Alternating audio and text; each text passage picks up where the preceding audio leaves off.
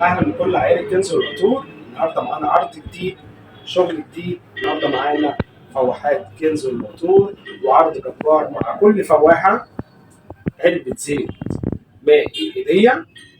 طبعا فواحات معطره للبيت، حاجه جميله وتحفه وشكل ديكوري زي ما انتم شايفين، ممتازه وجميله قوي.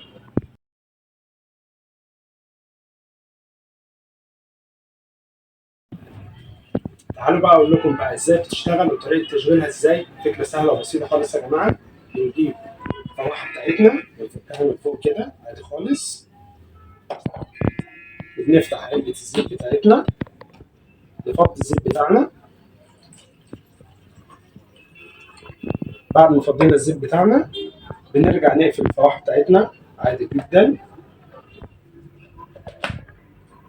خلاص قفلناها. نركب الوصلة بتاعتنا،